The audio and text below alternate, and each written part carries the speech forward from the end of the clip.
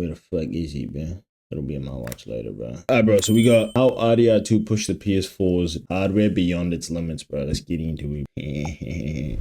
Now, most people are going to... Unbelievable scenes, bro. This is a nice little short one, bro. 8 minutes, bro. So we should have another video after this. Let me share the screen. We have another one after this. Get me shit. Just get into the video. Oh, this is the Dutch guy.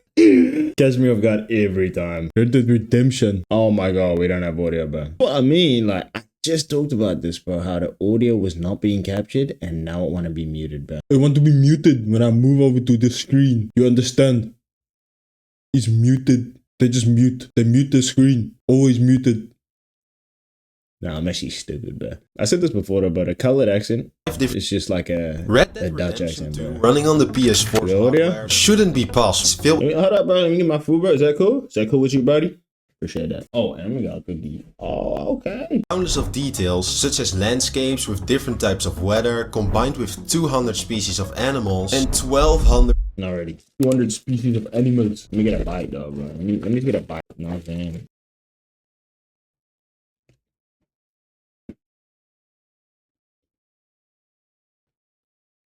NPCs, all running on a console from 2013, while the game came out in 2018. The PS4 works with 8GB of VRAM budget, which might sound like enough, but keep in mind that it uses a unified memory architecture, meaning that the developers need the game, the graphics and the system itself to share that amount of space. You can see it as having a small desk where you're trying to write notes, draw pictures, build something and keep all your tools on the table. You'd quickly run out of space, right? So the system uses dynamic memory allocation, which is basically prioritizing the things you need and throwing irrelevant things away to bring them back later when needed. That's exactly what the PS4 is doing while it's running a game like Red Dead Redemption 2. Instead of having the full map loaded, Rockstar's used occlusion cooling by only loading what the player can see in real time to save space. The PS4 had a relatively new system for its time, but it had one major flaw. The operating system itself uses about 3GB of memory just to run. That leaves the developers with only around 5GB to work with. And that has to contain textures, 3D models, animations, sound effects, voice lines, weather systems and physics. So how in the world did Rockstar manage to do this? Well, if we look at previous Rockstar games, the optimization tricks used by the Rage engine were pretty easy to notice. The draw distance, which is how far you can see, and the LOD, level of detail transitions, were pretty limited, which resulted in asset pop-ins, where some objects would suddenly appear where you got closer. But Red Dead Redemption 2 tried to do something much better.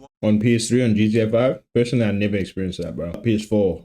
Let's say PS4. Maybe it happened on PS3. Play the video, bro. You to be able to travel from one end of the map to the other without any loading screens. But at first it seemed impossible because there simply wasn't enough memory. But you guys know Rockstars, they always find a way. Inside the console, three main parts are working non-stop: the CPU, the GPU and the memory, and they all want the same thing: time. Let's say you're riding a horse across the map. The hard drive is trying to pull in new data, which is called data streaming. You could see the hard drive as a warehouse and the disk of the game as the factory. The hard drive scans the disk and receives things such as a tree model. It receives separate pieces of data such as the texture of the tree, the details, shadows and movement. Once that's stored, the disk has to slightly spin in order to give new information such as the ground or sky. That's why the disk has to spin so fast, because the hard drive needs to receive hundreds of pieces of data to load the game. But this is just the first step. The hard drive itself is too slow to store that much information all at once, so it gets sent to the RAM memory. This place is an unorganized mess of raw data, so that's where the CPU comes. Bro, so that's why the PlayStation just be spinning, bro.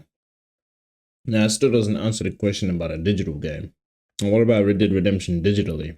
That's how I played it. Grabbing everything and sorting it all together in order. Then it finally gets sent to the GPU, which is responsible for creating the graphics and pixels to make it appear on screen. So this whole process is constantly happening over and over again, which is why your console always sounds like it's about to take off. But let's take a look at the on screen. So this is responsible for putting it all together in order, all data. So that's where the CPU comes in, grabbing everything and sorting it all together in order. Then it finally automatically get sent to the GPU, which is responsible for creating the graphics and pixels to make it appear on screen. So this whole process is constantly happening over and over again, which is why your console always sounds like it's about to take off. But let's take a look at the game, because why does it contain two different discs? Well, the game is around 100 gigabytes and one Blu-ray disc can only hold 50. The first disc contains the basics like the map and characters, while the second disc contains heavy things such as high quality cutscenes. Right. On the average PS4, the game runs That's why it was 2 discs.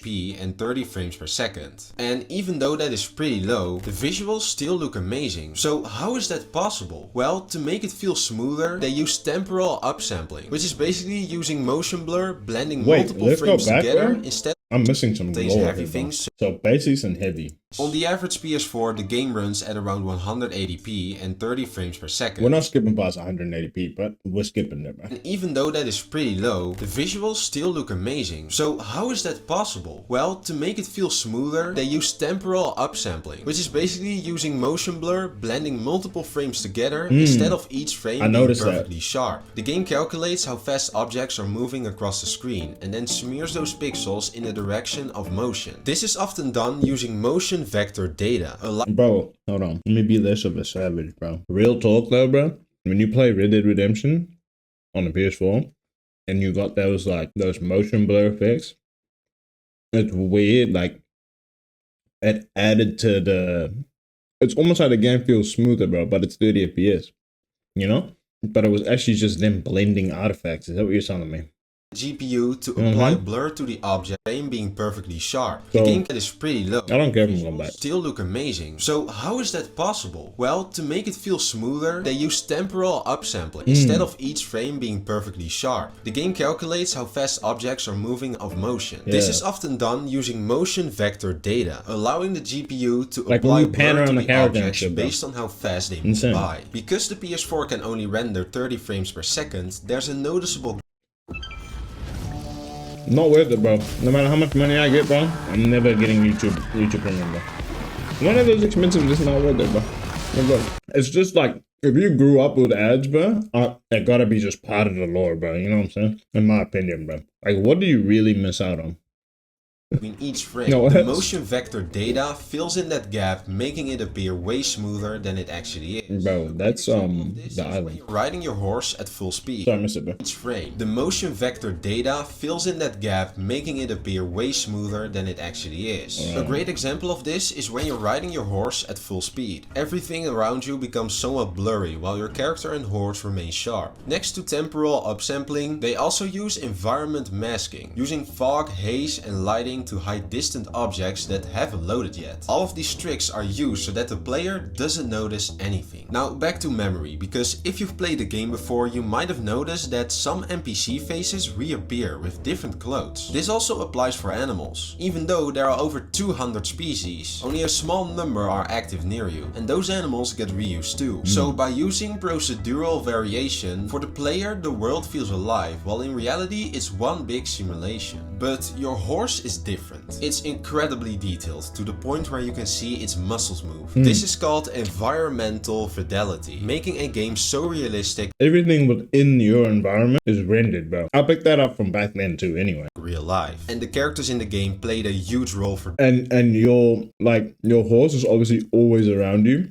And so, like, Rockstar always hone in on shit like that, bro. Making a game so realistic that it feels like real life. And the characters in the game played a huge role for doing this. I previously said that the game has over 1200 NPCs. But looking at what these characters are able to do almost makes them real actors. Unlike most games that use motion capture for body and face, Rockstars went further. They used actors to perform full scenes together. Dialogue, body movement, and facial expressions were all captured at the same time. So besides only doing voice lines, the actors actually became the characters. This is why their behavior and body language feel so natural. It's based on real life interactions. As you might have noticed, some characters can fidget, avoid eye contact, lean on objects, and react to their surroundings. But that's not even the craziest part. The script of dialogue is estimated to be over 2000 pages, and each interaction has multiple variations. So the things that a character says to you is based on who you are and what you just did. Arthur Morgan, for example, is a character character known for doing dirty work, so he can be seen as an outlaw. Dutch van der Linde, on the other hand, is a socially likable character, so he can be seen as a gentleman. Even though they're both criminals, they get treated differently by other NPCs, because each one of them has a memory of your actions. So if you start a fight in town, people will remember it, but if you help someone, they might greet you later. Now, as you might expect, creating all of this was an absolute nightmare. Writing and recording all of those variations of dialogue took multiple years, and with the limits of the disc and the PS4, Rockstars had to decide where to draw the line. No, because too much realism could actually destroy the game. It had to feel like an adventure, not a boring day in the life of a cowboy from the 1800s. So now that we've seen how much this game contains, now it makes sense why they had to use 2 discs to make everything fit. And I know 8 GB of RAM containing all of that data still sounds impossible. But keep in mind that even when things look unique, a different tree might just be the same model with a rotated position and slightly different texture. And the game does this with every single object you see. But we all know that when something is new, it's not always perfect. Early after release, players would often experience memory issues, where the game would freeze. This just shows how close the game was to pushing the PS4 to its limit. But despite that, the game was very successful. After nearly 8 years of production, the game finally launched in 2018. It became one of the fastest selling games in history, and in 2019 it launched on PC, which made the developers even more money. On the PC version, the game looked a lot better, and due to the I/O scheduling, trying to prevent that pop-in effect, the game is able to show each scene in such a perfect way that it all works together. With this type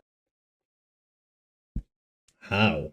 system optimization and the x68-64 AMD Jaguar architecture, Rockstars proved themselves again, using the software engineering tricks of the Rage engine. With physically based rendering, Rockstars basically showed the console how physics work in the real world, such as lighting on the skin. And this is also known as subsurface scattering, which is what makes characters look alive. Rockstars has a long history of pushing hardware to its limits through these optimization tricks. And if you want to see another technical breakdown, then I'd recommend to watch these videos to see how they did it with GTA. Now, if you enjoyed this technical analysis, then be sure to subscribe to my channel. Yeah, now, my brother, bro. Have we seen this one now?